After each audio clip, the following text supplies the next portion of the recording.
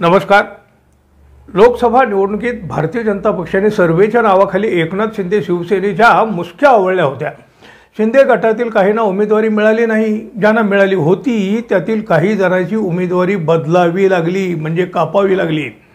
भारतीय जनता पक्षाने ती बदलायला भाग पाडलं। म्हणजे कसं आहे बघा, पक्षाचे प्रमुख एकनाथ शिंदे आणि उमेदवारांचा निर्णय घेते कोण? भारतीय जनता पक्ष। भारतीय जनता पक्षाने म्हणे सर्वे केले होता, आता त्या सर्वेत प्रतिकूल वातावरण असलेल्यांचे तिकीट कापले गेले।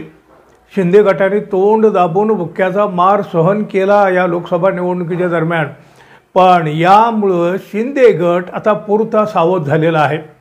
अहो, नुसता सावध नाही झाला तर त्यांनी भाजपने केलेले राजकारण आता शिंदे गटानं भाजपावरच उलटायला सुरुवात केली आहे। महायुतीत पुन्हा एकदा सर्वेवरून राजकारण पेटलंय। लोकसभेत भाजपनं अंतर्गत सर्वेच्या नावाखाली शिंदे गट आणि अजित पवारांच्या राष्ट्रवादीला अनेक जागावर शह दिला होता।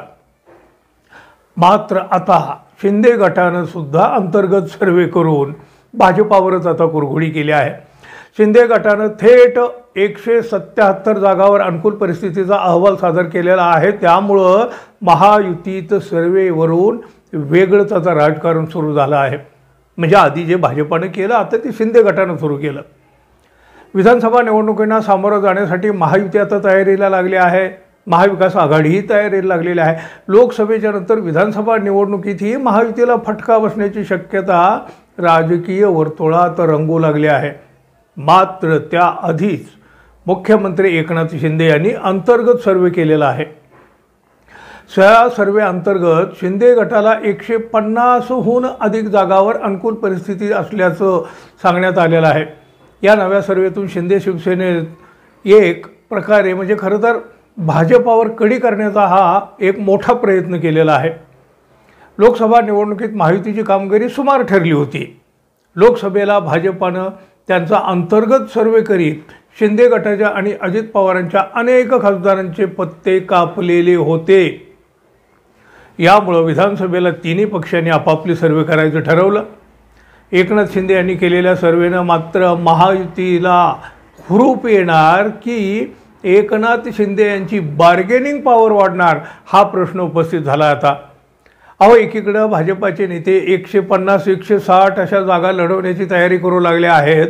अशाच वेळी एकनाथ शिंदे यांनी 177 जागावर आपल्याला अनुकूल परिस्थिती असल्याचा सर्वे केलाय।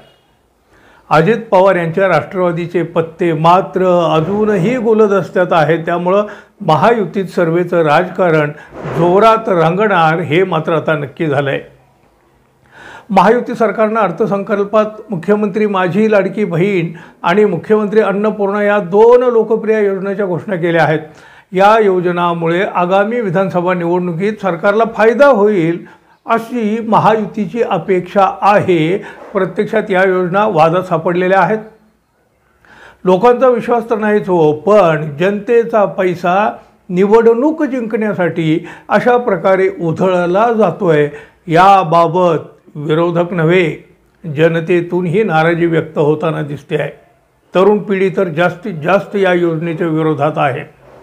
सोशल मीडियावर याचे ठळक प्रतिबिंब उमटताना दिसू लागले आहे। एकनाथ शिंदे सेना मात्र मोठ्या आशेवर आहे या सगळ्या योजनेमुळं, तर दुसरीकडे अजित पवारही या योजनेचं श्रेय घेण्यासाठी पिंक पॉलिटिक्स खेळू लागले आहेत। अशातच बंडखोरीला लगाम घालण्याचं मुख्य आव्हान महायुतीसमोर असणार आहे। उमेदवार निश्चित करताना तिन्ही पक्षांना तारेवरची कसरत करावी लागणार आहे। अहो, भारतीय जनता पक्ष 150 जागा लढवण्यावर ठाम राहिला तर उर्वरित जागावर एकनाथ शिंदे अजित पवार समाधान मानणार का? की अंतर्गत सर्वेच्या राजकारणात महायुतीत बिघाडीही होणार? अर्थात याचं उत्तर पुढील काळात आपोआप आपल्यासमोर येणार आहे। काय होईल महायुतीच्या या अंतर्गत राजकारणाचं? तुम्हाला काय वाटतं जरूर सांगा।